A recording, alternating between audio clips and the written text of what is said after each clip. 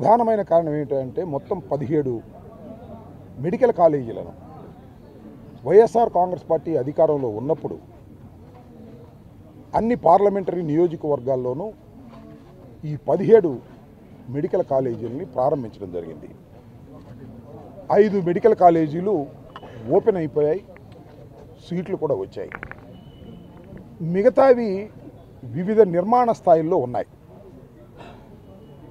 చంద్రబాబు నాయుడు గారి ప్రభుత్వం, కూటమి ప్రభుత్వం అధికారంలోకి వచ్చిన తర్వాత ప్రభుత్వ రంగంలో ఉన్నటువంటి ఈ మెడికల్ కళాశాలన్నింటినీ కూడా పీపీపీ మోడల్లో ప్రైవేటు వారికి ధారాదత్తం చేయాలనేటువంటి ఒక ఆలోచన ఈ ప్రభుత్వం తలపెట్టింది. ఇది చాలా అన్యాయమైన ఆలోచనని, దీనివల్ల పేద ప్రజలు, పేద విద్యార్థులు తీవ్రంగా ఇబ్బంది పడతారని అందరికీ తెలుసు.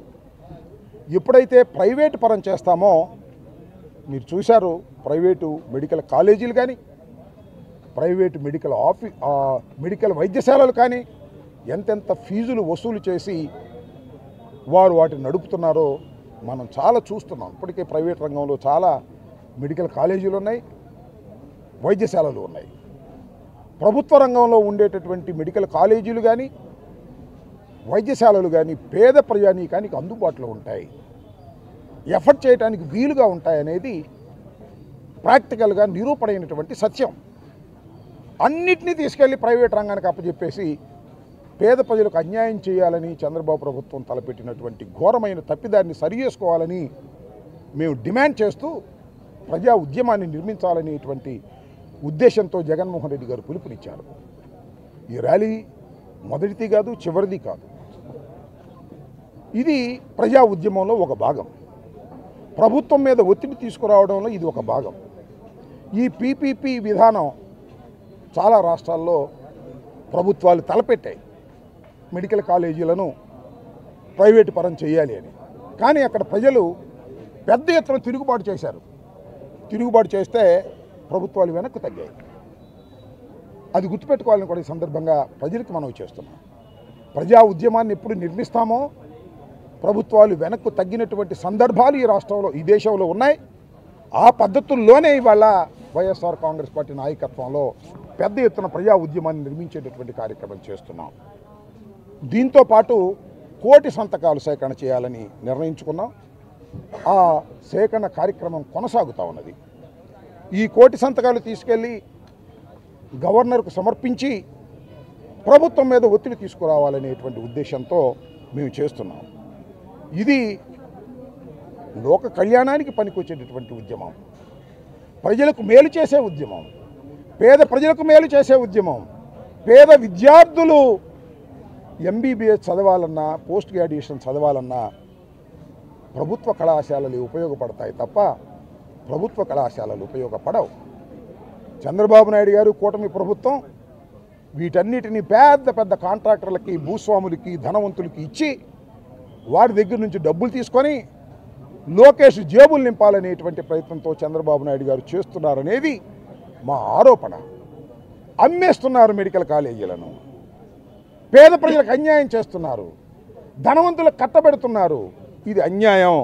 దీన్ని విత్డ్రా చేసుకోవాలనేది మా ప్రధానమైనటువంటి ధ్యేయంగా, డిమాండ్గా పెద్ద ఎత్తున మేము చేస్తున్నాం. నేను మనవి చేస్తున్నాను, ఈ ఉద్యమాన్ని ఎంత దూరమైనా వెళ్తాం, ప్రభుత్వం తమ విధానాన్ని మార్చుకునేంత వరకు వెళ్తాం. ప్రభుత్వ రంగంలోని మెడికల్ కళాశాలలను నడిపేంత వరకు కూడా ఈ ఉద్యమం ఆగదు, వెనకడుగు వెయ్యము అని కూడా ఈ సందర్భంగా నేను మనవి చేస్తున్నాను. అదేమిటో చిత్రం నాకు అర్థం కాల. అసలు మేము ర్యాలీ చేస్తుంటే పోలీసులు వస్తారు, పోలీసులు రాకపోతే ఇప్పటికి అయిపోయేది. ర్యాలీ వస్తుంటే పోలీసులు మధ్యలో బ్యారికేడ్లు పెడతారు, అవి తోసుకురావాలి, మాతో ఘర్షణ ఎందుకు అవసరమా? ఒక ప్రజాస్వామ్య పద్ధతుల్లో ఒక పర్మిషన్ కోసం మేము అప్లై చేస్తే ఆ పర్మిషన్ ఇచ్చి మమ్మల్ని ఇక్కడ దాకా రానిచ్చి మెమోరాండం సమర్పిస్తే మేము వెళ్ళిపోతాంగా. ఎందుకు మధ్యలో మీరు అడ్డం పోలీసులు, కాకీలకు మా ఘర్షణ ఎందుకు? ఇదంతా రెచ్చగొట్టే పనులు కాదా? ఇదేనా ప్రభుత్వం చేయవలసినటువంటి విధానం? ఇవాళ కూడా గుంటూరులో మేమందరం ర్యాలీగా వస్తుంటే పోలీసులు బ్యారికేడ్లు పెట్టారు అంటే తిరిగి వెళ్ళిపోవాలి మేము? ఒక న్యాయమైనటువంటి కోరిక కోసం, ఒక న్యాయమైనటువంటి డిమాండ్ కోసం, ఒక ప్రజా ఉద్యమాన్ని రాజకీయ నాయకులుగా వైఎస్ఆర్ కాంగ్రెస్ పార్టీగా మాజీ మంత్రులుగా మాజీ శాసనసభ్యులుగా మేము ఉద్యమం చేస్తుంటే మీరు బ్యారికేడ్లు అడ్డం పెట్టి మమ్మల్ని వెనక్కి పంపించేస్తారా? మాకు స్వాతంత్రం లేదా? ఒక ఆర్డీఓ ఆఫీస్కి వచ్చో ఒక ఎంఆర్ఓ ఆఫీస్కి వచ్చో మెమోరాండం సమర్పించే హక్కు లేదా ఈ ప్రజాస్వామ్యంలో అని అడుగుతా ఉన్నా. జాగ్రత్త పోలీసులు మనవి చేస్తున్నా. ఏదో లోకేష్ చెప్తున్నాడని చెప్పేసి మీరు బ్యారికేడ్లు అడ్డం పెట్టి మమ్మల్ని నెట్టేసి మమ్మల్ని తోసేసి మాతో ఘర్షణ అవసరమా? మీకు అవసరం అండి? అరే మమ్మల్ని ఎలా చేసి శుభ్రంగా వచ్చి ఇచ్చేవాళ్ళం వెళ్ళిపోయాను. ఇప్పుడు ఆగిపోయారు మమ్మల్ని ఏమన్నా మెమోరాండం ఇవ్వకుండా మీరు ఆపగలిగారా? మా ర్యాలీని మీరు ఆపగలిగారా? కాకపోతే నెట్టుకునే కార్యక్రమం, అన్ని టీవీలో చూపించే కార్యక్రమం, ఘర్షణ కార్యక్రమం అవసరమా పోలీసులకి? దొంగలు పట్టుకోండి అయ్యా, రౌడీలు పట్టుకోండి అయ్యా. రాజకీయ నాయకుడిని మీకు ఎంత పోలీసు భాష వచ్చో దానికన్నా 10 రెట్లు పోలీసు భాష మాకు వచ్చని కూడా ఈ సందర్భంగా నేను మనవి చేస్తున్నాను. ఉద్యమాలను పోలీసులతో ఆపాలని చేసే ప్రయత్నం ఉద్యమాన్ని మరింత ప్రేరణ చేస్తుందనే వాస్తవాన్ని గమనించలేనటువంటి లోకేష్కి చంద్రబాబుకి చెప్తున్నా, పోలీసులను అడ్డం పెట్టి ఆపాలనుకోకండి. వెనకో కమ్యూనిస్ట్ స్లోగన్ ఉంది, అరచేతిని అడ్డు పెట్టి సూర్యకాంతిని ఆపలేరు, పోలీసులను అడ్డం పెట్టి ప్రజాశక్తిని అడ్డలేరు. గుర్తుపెట్టుకోమని మనవి చేస్తున్నా. మెడికల్ కాలేజీలను ప్రైవేటు పరం చేయకోకుండా ఆపేంత వరకు కూడా ఈ ఉద్యమం నడుస్తూనే ఉంటుంది. ఎంతకైనా తెగిస్తామని కూడా ఈ సందర్భంగా మనవి చేయదలుచుకున్నాను. ఇస్తుంటారు వాళ్ళు, కాకి అనగాదు కానీ లోకేష్ బలమైన లోకేష్కి బంధువులే. లోకేష్ ఇక్కడ మన కోసం ఇక్కడ పెట్టినట్టున్నాడు. నా ఏరియాకి నేను ఒకటి మనవి చేస్తున్నా, కడమ చోట్ల ఎట్లా జరిగిందో నాకు తెలియదు. ఎక్కడన్నా పోలీసులు అడ్డం వచ్చి బ్యారికేడ్లు పెట్టారా? ఎక్కడ ఆపలేదుగా. ఇక్కడ స్పెషల్, ఇక్కడ పోలీసులు స్పెషల్ అయ్యా. లోకేష్ పంపించాడు స్పెషల్. ఇక్కడ ఇప్పుడు 175 నియోజకవర్గాల్లో జరిగింది కదా, పోలీసులు బ్యారికేడ్లు పెట్టి ఆపారా ఎక్కడన్నా? నాకు తెలియదు. అంటే ఉంటే సరి చేసుకుంటా. గుంటూరు 1లో జరిగింది, ఆపారా? ఆపలేదుగా. ఏంటి గుంటూరు 2 స్పెషల్?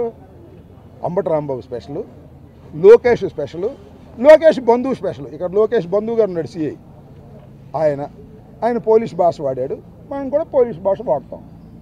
మనమేం తగ్గేవాళ్ళం కాదు కదా, తగ్గాల్సిన అవసరం కూడా లేదు. చిత్తశుద్ధిగా ఫైట్ చేస్తున్నటువంటి వ్యక్తులం మేమని కూడా మనవి చేస్తున్నా. అదో సామెత ఉంది, మాలోని మనిషివే మా మనిషివే నీవు, పొట్టకూటికి నీవు పోలీసు అయినావు. పొట్టకూటి అంటే వేరే కాదు, బతుకు తెరువు కోసం పోలీసు అయ్యావు. మా మనిషేగా ఎవడైనా పోలీసు, మనలోంచి వచ్చినాడేగా. జీతం కోసం ప్రభుత్వ ఉద్యోగంలోకి వెళ్ళాడు, దాన్ని పొట్ట కోసం అంటారు. మేము పొట్ట కోసం రాజకీయాల్లోకి రాలా, ప్రజాసేవ కోసం వచ్చాము. గుర్తుపెట్టుకోమని మనవి చేస్తున్నా. ఎంత దూరమైనా వెళ్తాం. మాకు తెలుసు మీరు మా మీద పోలీసు ప్రయోగం చేసి మమ్మల్ని అణచాలనుకుంటున్నారు, మమ్మల్ని లోపల పెట్టాలనుకుంటున్నారు, మమ్మల్ని హింసించాలనుకుంటున్నారు. సిద్ధం, అన్నిటికీ సిద్ధపడే ఈ లోకేష్ రాజ్యంలో ఉన్నామని కూడా మనం చేస్తాం.